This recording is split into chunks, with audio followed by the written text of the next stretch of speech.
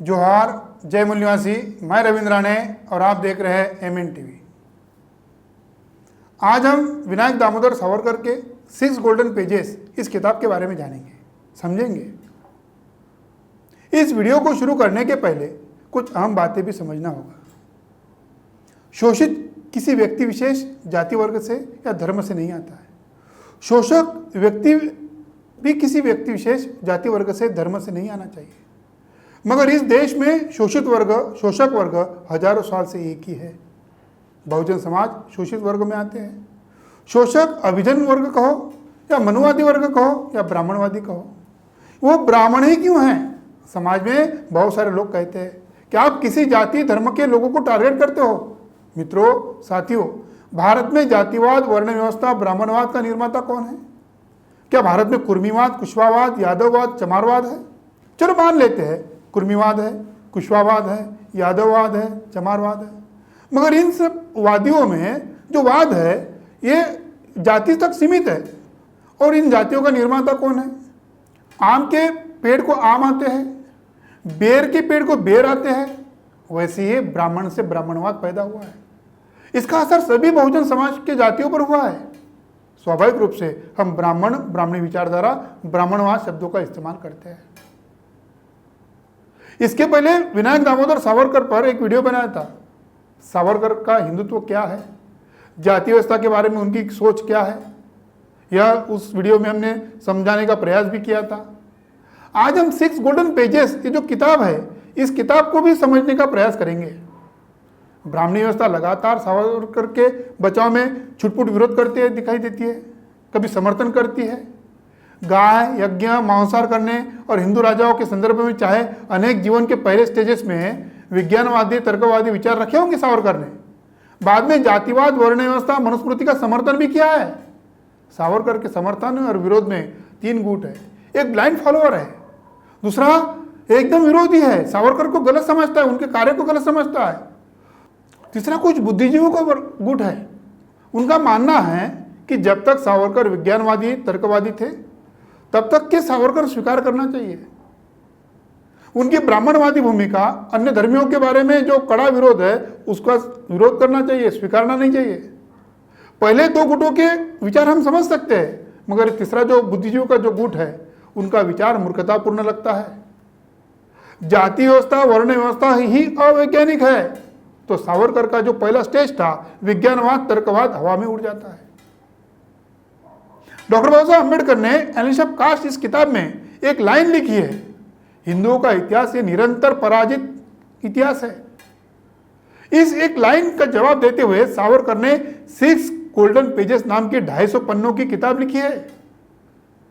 Doctor बाबा साहब अम्बेडकर जी ने इस 6 golden pages किताब के बारे में कहा था कि सावरकर बृहद्रथ की हत्या को भारतीय इतिहास का सुनहरा पन्ना कहता है, और इसी घटना को बाबा साहब अम्बेडकर अंधकारमय घटना कहते हैं। भारत का इतिहास क्रांति प्रतिक्रांति का इतिहास है। भारत का इतिहास ब्राह्मणों ने लिखा, वो ब्राह्मणी इतिहास विचारधारा हमने पढ़ी है, इतिहास के द्वारा पढ़ी है, और इसी इतिहास के द्वारा ब्राह्मण अपनी जाति का वर्चस्व स्थापित करना चाहते हैं। सावरकर ने बौद्ध धर्म के बारे में घृणा का प्रचार किया है। सम्राट अशोक सम्राट बृहद्रथ को षंड तक कहा।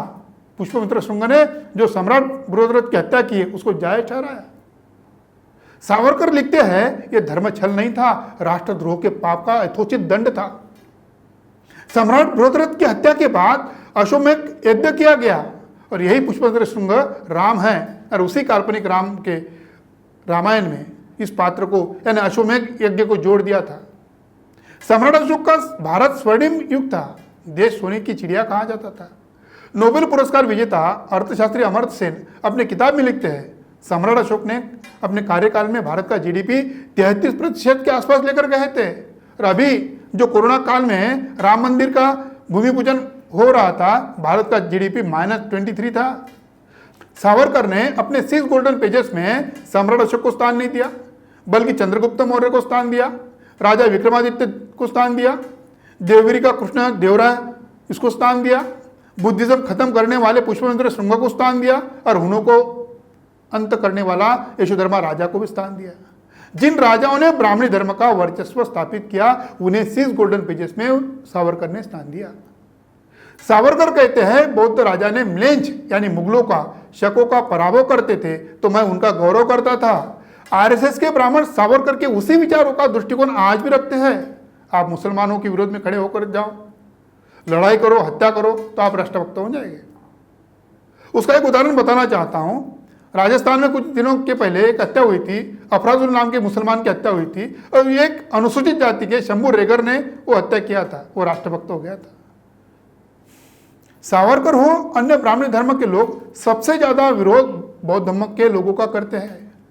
ये क्यों करते हैं समझना होगा। सावरकर कहते हैं कि सम्राट अशोक ने बौद्ध धर्म की दीक्षा के कारण, उसका जो ग्रहण किया उसके कारण भारतीय राजनीति, राजकीय स्वतंत्रता पर असर हुआ है। सावरकर कहते हैं कि बौद्ध धर्म की वजह से भारत में मुगलों का आगमन हुआ। मुगलों का एवं अन्य आक्रमणकारियों का आक्रमण क्यों हुआ, इसके बारे में हम बाकी अन्य वीडियो में जानकारी देते रहेंगे।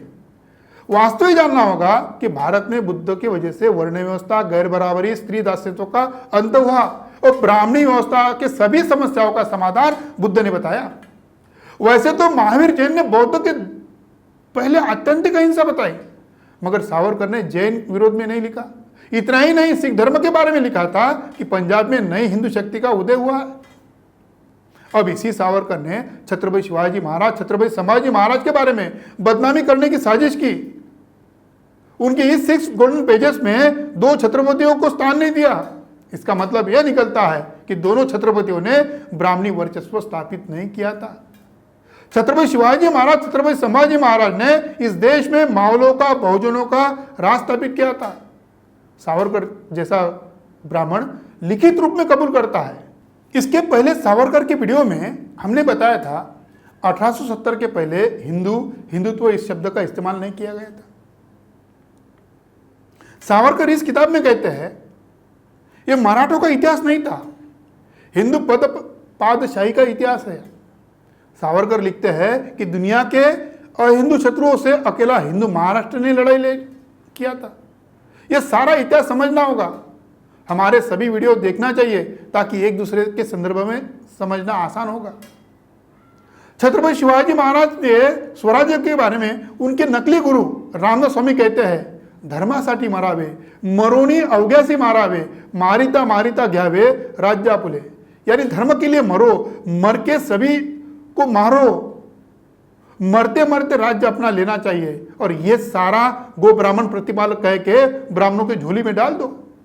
यही रामदास स्वामी सावरकर कह सकते हैं, और यह जो रामदास स्वामी का वाक्य है उस किताब में है।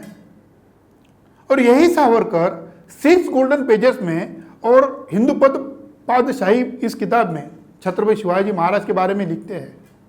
दैवीय शक्ति, दैवी इच्छा कहो या काकतालीय न्याय कहो, यानी कौवा डाली पर बैठना और डाली टूटना। इसका मतलब क्या निकलता है कि छत्रपति शिवाजी महाराज की जो काबिलियत ही नहीं थी, पहले ही मुगलों के शासनकाल में डाली टूटी थी, उसमें कौवे जैसे छत्रपति शिवाजी महाराज बैठे और मुगलों पे हावी हुए।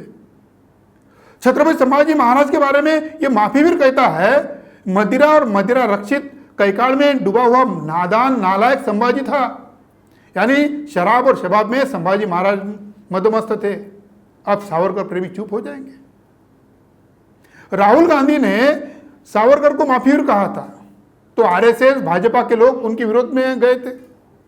राहुल गांधी की दादी इंदिरा गांधी जब 1980 के समय प्रधानमंत्री थी, तब इसी विनायक दामोदर सावरकर के बारे में खत लिखकर कहा था, रिमार्केबल सन ऑफ इंडिया, गौरव किया। एक ब्राह्मण सावरकर का समर्थन करता है, दूसरा ब्राह्मण विरोध करता है। भाजपा के लोग समर्थन करते हैं और इंदिरा गांधी कांग्रेस ही थी, फिर भी वो समर्थन कर रही थी। सावरकर के पोते रंजीत ने कहा था, इंदिरा गांधी पाकिस्तान को घुटने तक लेकर आई थी, सेना और कूटनीतिक संबंधों के मजबूत किया, परमाणु परीक्षण तक किया। यह सभी बातें नेहरू और गांधी के विचारधारा के उलट थी, इसलिए इंदिरा गांधी महान थी, इसका एक कहना है। सावरकर गांधी जी के हत्या के आरोपी थे। गांधी जी का हत्या जो हुआ था, आरएसएस के ब्राह्मण उसका कारण अलग बताते हैं। गांधी जी की वजह से भारत और पाकिस्तान का विभाजन हुआ, ये बताते हैं। गांधी जी मुसलमानों का तुष्टिकरण करते थे, ये बताते हैं। गांधी जी ने हम पर मुसलमानों को हावी किया, ये हमारे भोले बहुजन जो है वो मान लेते हैं। सावरकर और गांधी जी के बीच में वास्तव में ब्राह्मण और गैर ब्राह्मण नेतृत्व की लड़ाई थी, यह बताएंगे तो हमारे लोग समझेंगे नहीं। गांधी जी के कई साल पहले भारत के विभाजन का लखनऊ करार बाल गंगाधर तिलक ने किया था। भारत और पाकिस्तान का विभाजन थोर समाजवादी जवाहरलाल नेहरू और जिन्ना ने किया था। बाल गंगाधर तिलक नेहरू ब्राह्मण थे, उन्हें छोड़ दिया। सुधारणावादी लोगों को तोप गोले से उड़ाना चाहिए, हत्या करना चाहिए, यह देवी कार्य है। ये सावरकर जी अपने लिखित दस्तावेज में पत्र लिखते हैं, डीएन गोखले को पत्र लिखते हैं। जब गोपाल कृष्ण गोखले ये सुधारणावादी ब्राह्मण अपने भाषण में कहते हैं कि कुछ लोग कहते हैं कि सुधारणावादियों को मारना चाहिए, तब सावरकर ने क्या कहा? सुधारणावादी स्वजन यानी ब्राह्मण को छोड़ देना चाहिए। यह ब्राह्मणी षड्यंत्र की पोलखोल की शुरुआत हुई तो पिछले कुछ सालों के पहले इन संघियों ने सुधारणावादी, तर्कवादी दाभोलकर जैसे ब्राह्मण को मारा। गोविंद पानसरे, कलबुर्गी, गौरी लंकेश इन गैर ब्राह्मणों को भी मारना शुरू किया। सावरकर को जब 2002 को अटल बिहारी वाजपेयी के सरकार के समय तत्कालीन राष्ट्रपति के.आर. नारायण के पास उन्हें भारत रत्न पुरस्कार देने का प्रस्ताव भेजा था, मगर के.आर. नारायण ने उस प्रस्ताव को खारिज किया। कहा गया कि अंग्रेजों की मुखबिरी कर रहे थे, अंग्रेजों से 60 रुपए की पेंशन ले रहे थे, गांधी जी की हत्या के शामिल थे सावरकर, इसी कारण वो प्रस्ताव अस्वीकार किया। अभी महाराष्ट्र में हम कितने असली हिंदुत्ववादी हैं, इसकी हिंदुत्ववादी भाजपा और शिवसेना में रेस लगी है। भाजपा कहती है कि महाराष्ट्र के औरंगाबाद जिले में संभाजीनगर क्यों नहीं किया गया। शिवसेना कहती है कि यानी शिवसेना के मुख्यमंत्री कल विधानसभा में कहा कि केंद्र सरकार ने सावरकर को भारत रत्न क्यों नहीं दिया। भाजपा और शिवसेना के लोग उस पाखंडवाद से भरे विनायक दामोदर सावरकर का समर्थन करते हैं, उसकी भारत रत्न देने की मांग करते हैं। जिस दिन इस गोल्डन पेजेस की जो 6 गोल्डन पेजेस है इस किताब की असलियत समझेंगे तो भारत रत्न पुरस्कार क्यों देंगे। जिन लोगों को हमारे महापुरुषों के बारे में स्वाभिमान नहीं है, इन लोगों को 6 गोल्डन पेजेस के बारे में जब असलियत समझेगी, जो छत्रपति शिवाजी महाराज का, छत्रपति संभाजी महाराज का जो सावरकर ने अपमान किया है, तब वो लोग मांग नहीं कर सकते। मगर हमारे महापुरुषों का स्वाभिमान उनके अंदर होना जरूरी है। धन्यवाद।